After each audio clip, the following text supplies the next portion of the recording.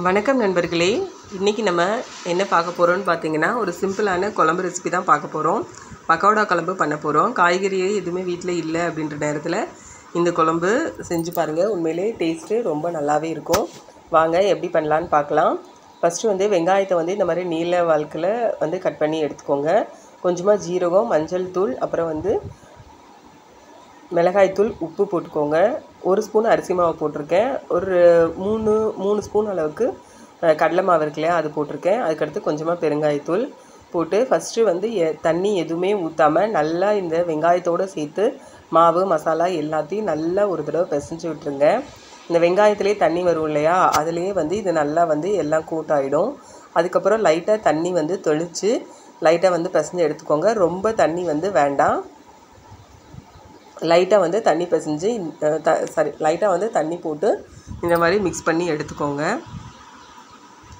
பாருங்கள், இப்போ எல்லாமே வெங்காயத்தில் மாவு மசாலா எல்லாமே ஒட்டிடுச்சு. இப்போ எண்ணெய் வந்து காய வச்சுருந்தேன், காஞ்சிருச்சு. அதில் வந்து இந்த மாதிரி பக்கோடாவை உதுத்து நம்ம போட்டுக்கலாம். இந்த நம்ம கடையிலலாம் பார்த்துருப்போம், வெங்காய பக்கோடாலாம் இருக்கும் பார்த்தீங்களா, அந்த மாதிரி நம்ம வந்து உதுத்து விட்டு போட்டுக்கலாம். இப்போ வந்து நல்லா வெந்துருச்சு பாருங்கள். மீடியமில் வச்சு வேக விடுங்க. இப்போ நமக்கு பக்கோடா வந்து ரெடி ஆகிடுச்சு. இப்போ வந்து நம்ம குழம்புக்கு ரெடி பண்ணிடலாம். அதே கடாயில் வந்து நான் எண்ணெய் விட்டு காய விட்டுருந்தேன். எண்ணெய் காஞ்சிருச்சு. இப்போ வந்து கடுகு பருப்பு, ஜீரகம், கொஞ்சமாக சோம்பு போட்டுக்கோங்க. அதுக்கடுத்து வெங்காயம், வெள்ளைப்பூண்டு, கருவேப்பிலை போட்டு நல்லா வந்து வதக்கி விட்டுருங்க. சின்ன வெங்காயம் கூட சேர்த்துக்கலாம், ரொம்ப நல்லாயிருக்கும். நல்லா வதக்கி விட்டுட்டு நான் ஒரு பெரிய தக்காளி வந்து கட் பண்ணி இதோடு சேர்த்துருக்கேன்.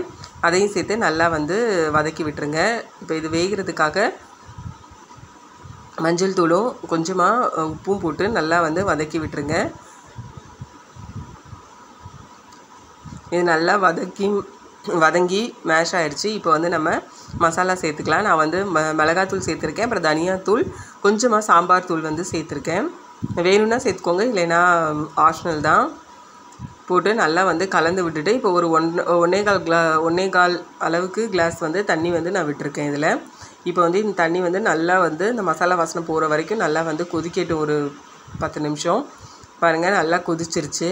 இப்போ வந்து நான் ஒரு அரை கிளாஸ் அளவுக்கு தேங்காய் பால் இருக்கு இல்லையா, அது வந்து எடுத்து வச்சுருந்தேன். அந்த தேங்காய் பாலையும் இதோடு வந்து நம்ம விட்டுறலாம். தேங்காய் பால் விட்டு ஒரு 5 நிமிஷம் வந்து கொதிச்சா போதும், ரொம்ப கொதிக்க வேண்டாம். குழம்பு வந்து இந்த கன்சிஸ்டன்சியே கரெக்டாக இருக்கும். ஏன்னா நம்ம வந்து பக்கோடா போடும்போது நேராக பக்கோடா வந்து எல்லா குழம்பையும் வந்து தண்ணியை வந்து நம்ம இழுத்துரும். ஸோ இந்த அளவுக்கு இருந்துச்சுன்னா நம்ம சாப்பிடும்போது கரெக்டாக இருக்கும். இப்போ தேவையான அளவுக்கு உப்பு நான் வந்து சேர்த்துட்டேன். இப்போ வந்து 5 நிமிஷம் நல்லா கொதிச்சிருச்சு. பக்கோடாயை சேர்த்துட வேண்டியதான்.